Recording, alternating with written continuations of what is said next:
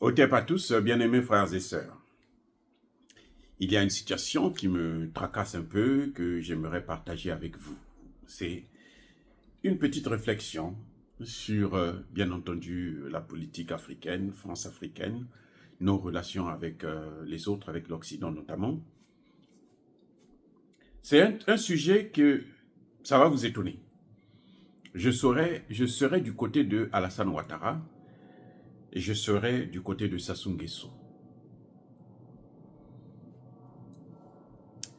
Le grand investisseur Chris Yapi n'a pas hésité à plusieurs reprises de nous dire que Alassane Ouattara, la France ne veut pas de la candidature de Alassane Ouattara. Emmanuel Macron a demandé à Alassane Ouattara de ne plus se présenter et de céder la place à un plus jeune, notamment, nous le savons tous, le candidat de l'Occident, c'est Tidiane Tcham. Ça, c'est Emmanuel Macron qui prend sa position. Et nous apprenons aussi que, vous savez que le grand absent au sommet de la France-Afrique, c'était le président Denis Sassou Nguesso. Il n'est pas parti parce qu'il ne voulait pas affronter encore Alassane Ouattara, plutôt Emmanuel Macron, qui ne veut pas que Sassou Nguesso puisse se présenter encore à l'élection présidentielle de 2000, je crois 26 ou 27, la prochaine élection au Congo. Et il interdit aussi à tous les membres de la famille de Sassou Nguesso de se présenter. Quand j'écoute Chris Yapi, je sens qu'il est content que Alassane Ouattara puisse être sanctionné par Emmanuel Macron, que Emmanuel Macron puisse demander à Alassane Ouattara de ne pas se présenter. Beaucoup des panafricanistes sont contents, très contents même, trop contents d'ailleurs. Ils se disent, ah, voilà, la France l'a lâché, donc c'est une bonne chose que la France puisse le lâcher. Cette fois-ci, j'ai dit, comme je disais tantôt, je suis du côté de Alassane Ouattara et du côté de Sassou Nguesso. C'est ce qui a fait que, parce que Sassou Nguesso, quand il a appris ça, Sassou Nguesso n'a pas voulu partir au sommet de la francophonie. Et c'est pour ça d'ailleurs qu'il est parti de l'autre côté, à Kazan. C'est pour dire que, pour montrer à Macron que moi, je m'en fous de toi, donc c'est pas ton problème, c'est à moi moi j'ai d'autres partenaires, je vais vers ton opposant. Vous savez, hein, c'est comme si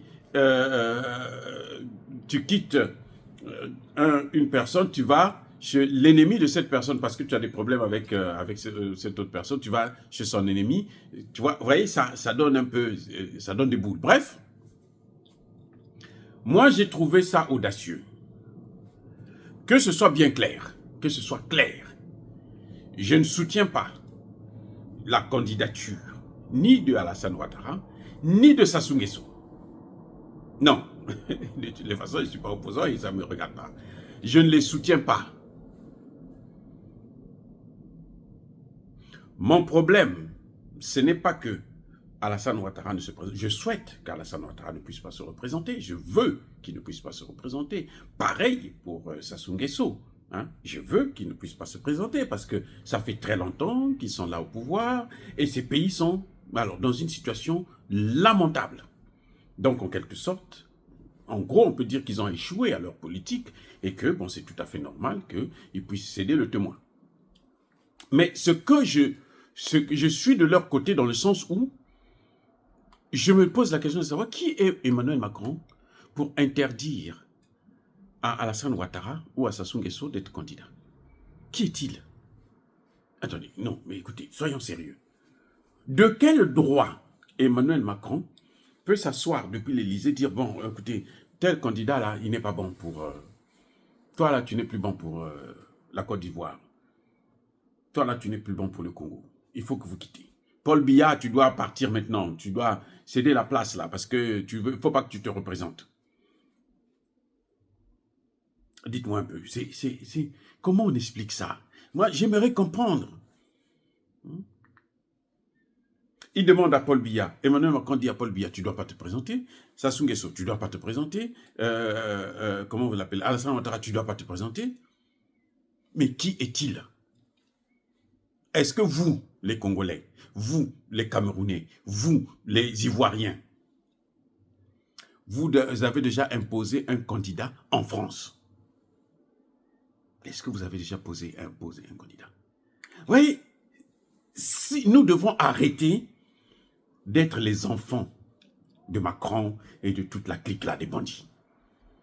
Vous avez vu quand Bourgi a parlé de l'affaire de Gbagbo, hein, on s'est rendu compte, mais même Dominique de Villepin, que les gens respectaient, qui est très respecté en France, mais c'est un grand, hein, c'est un grand sage en France. C'est un criminel. Dominique de Villepin, que vous voyez, un criminel. Sarkozy, c'est un criminel. Mais quand même, il veut nous dire que bon, dans tel pays là, toi tu te présentes pas. Toi là, tu vas te... C'est la même chose qu'il a fait avec comment vous appelez ça? Avec Assimi Goïta, le général Assimi Goïta. Il lui dit, bon, écoute, tu as fait le coup d'État, c'est très bien. Hein, c'est bon.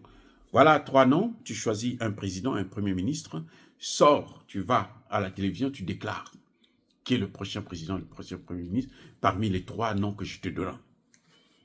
Attendez, mais vous voyez, c'est frustrant, les amis, c'est frustrant. Nous ne sommes pas les enfants de Macron. Nous savons, nous-mêmes, nous devons trouver des moyens pour demander à Alassane Ouattara, mets-toi de côté. Sassou Nguesso, mets-toi de côté. Paul Biya, mets-toi de côté. Maintenant, là, nous, on veut... Mais il y a eu la conférence nationale au Congo, au Brazzaville. Les Congolais se sont réunis. Et ils ont fait partir Sassou Nguesso. On n'a pas eu besoin de l'aide de la France. C'est vrai que Mitterrand avait prononcé le discours de la Bolle quelque temps avant. Mais ce sont les Congolais qui ont décidé. Comme ils pouvaient le garder. Comme ils ont fait avec, comment dirais-je, avec Paul Biya. C'est ce 2 poids 2 mesures. C'est-à-dire que c'est comme si c'était eux qui devraient évaluer nos dirigeants, notre démocratie. Alors que la leur n'est pas bonne.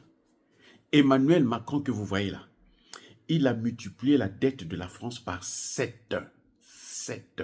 1, 2, 3, 4, 5, 6, 7. Emmanuel Macron que vous voyez.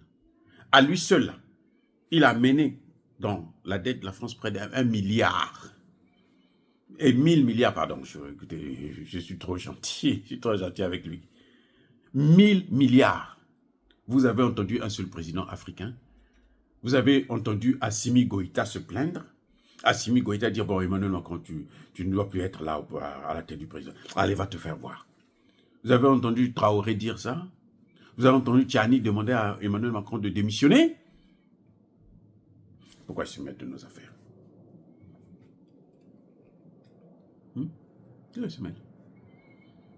Quand il se mêle, ce n'est pas pour notre intérêt. Hein. Non. Ce que vous voyez là, quand ils disent que Alassane Ouattara ne doit pas se présenter, ce n'est pas en faveur de Gbagbo. Non, les amis.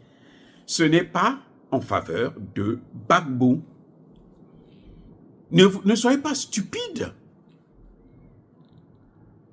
Ce n'est pas en notre faveur. C'est ça que je voulais que nous puissions comprendre. Quand ils demandent à Sassou Nguesso, ne te présente plus, ce n'est pas pour notre intérêt à nous. C'est pour leurs intérêts. Parce qu'ils se disent, non, lui là, nous on ne veut plus de lui, nous on veut un tel. Ils ont déjà préparé quelqu'un. Et ils vont travailler pour amener. Or, si c'est nous-mêmes qui faisons partir nos leaders, on dit, bon, toi, tu as trop géré, toi, tu as, bon, écoute, tu as géré, mais regarde le résultat, il n'est pas vraiment, il est bidon, alors, mets-toi de côté, nous puissions prendre quelqu'un d'autre. C'est autre chose. Mais quand c'est eux qui demandent, c'est que c'est calculé. Et si ils arrivent à faire partir Ouattara par la force, d'une manière ou d'une autre, ou ils arrivent à faire partir Sassou Nguesso d'une manière ou d'une autre, si ils mettent quelqu'un, ils veulent mettre quelqu'un d'autre à la place, et nous faisons tout pour que cette personne-là ne puisse pas occuper le poste, vous savez ce qui va arriver? La guerre civile.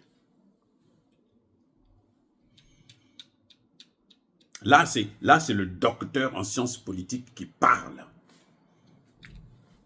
Je suis docteur en sciences politiques. Ça, c'est ma spécialité, la prévention des conflits. C'est ça que je suis en train de prévenir. quand ils font comme ça, quand ils demandent à Biya de ne pas se présenter, parce qu'ils ont déjà un candidat, ils ne le font pas en faveur de Bandakani, non, au contraire. Au contraire, c'est parce qu'ils savent que Bandakani est tellement populaire que donc si on organise des élections normales, alors Bandakani peut prendre ça. Je dis bien peu. Et donc, pour éviter ça, les gens ont enlevé Paul Biya, parfois avant même son terme, et puis on voit comment on peut placer quelqu'un. Quelqu'un qui a leur cause. C'est ça qui viendra faire la même chose, sinon pire. Parce que tous ces chefs d'État qui sont en train de critiquer là, ils les ont soutenus. Ils les ont soutenus. Pour ceux qui ne connaissent pas l'histoire du Congo, mais quand il y a eu la conférence nationale, après la conférence nationale, quand Lissouba a été élu, ce qu'eux, ils n'attendaient pas, justement, Sassou Nguesso s'est retiré à Oyo. Il a passé 2 ans. C'est Jacques Chirac qui lui a demandé de venir en France. Et oui. Et après, qu'est-ce qu'on a eu? La guerre civile. Parce que le candidat, la personne qu'il voulait à la place de Sassou Nguesso, c'était pas Pascal Lissouba. Ou si c'est Pascal Lissouba devait leur faire un certain nombre de faveurs qu'il n'a pas fait. Et puis le résultat, on est allé dans une situation qui est pire. C'est pour ça que je dis non, mais nous devrons fermer le caquet d'Emmanuel Macron. Il faut qu'il se taise en ce qui concerne l'Afrique. Qu'il se mêle de ses problèmes. De la dette qu'il a multipliée par 7 de son pays. De la catastrophe dans laquelle il a mis l'économie de son pays. Qui s'occupe de ça? Qui laisse les Africains tranquilles? Nous sommes mûrs.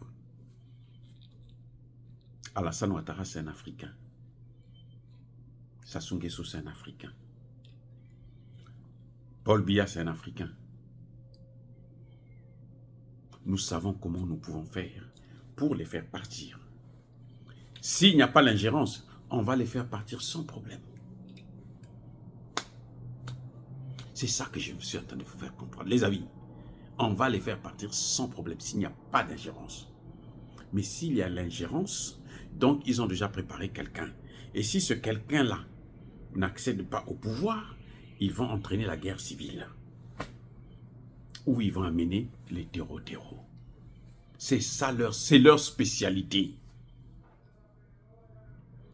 Donc, encore une fois, je dis, je ne soutiens pas leur pérennité au pouvoir. Non. Nous voyons le résultat. Non. Encore que la responsabilité est partagée avec les mêmes Français. Écoutez, attendez, je reprends. L'échec de nos pays, là, la responsabilité n'incombe pas seulement à nos dirigeants, mais elle est partagée avec ces mêmes pays. Et donc, je dis, nous devons trouver une formule. D'abord, la première des choses, c'est envoyer balader Emmanuel Macron.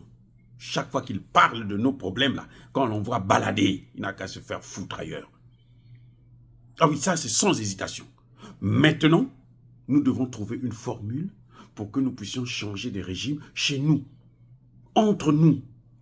On s'organise entre nous, Africains, pour que, bon, on dit, bon, toi là, vraiment, merci bien pour tout ce que tu as fait, mais il faut qu'il y ait quelqu'un d'autre. Et on prend ce quelqu'un d'autre en main sans leur avis, parce que je vous garantis. Regardez, là, par exemple, la Côte d'Ivoire, ils ont Tidiane Cham. Tidiane Cham, là, est leur candidat favori. C'est pour lui qu'ils sont en train de demander à Alassane Ouattara de se présenter. Il va faire face à qui? À Laurent Gbagbo, qui est très populaire. Mais eux, ce qu'ils ont fait avec Alassane Ouattara, c'était quoi? Guillaume Soro, s'il est franc, ils vont vous dire qu'Alassane Ouattara n'a pas gagné l'élection. Mais ils ont utilisé Guillaume Soro pour faire la guerre. Voilà le résultat que ça a donné, quoi. Nous devons prendre nos responsabilités. C'est tout ce que je voudrais dire. Soyez bénis, soyez abondamment bénis par le Dieu des Kémites et par nos ancêtres angélisés. Mais que tous ceux qui persécutent le continent africain, le pillent et le déstabilisent, qu'ils soient noirs, blancs, chinois, arabes, juifs, indiens, qui qu'ils soient punis, maudits, foudroyés, neutralisés, écrasés, effacés par le Dieu des Kémites et par nos ancêtres angélisés. Vive l'Afrique éternelle, j'ai dit, et j'assume.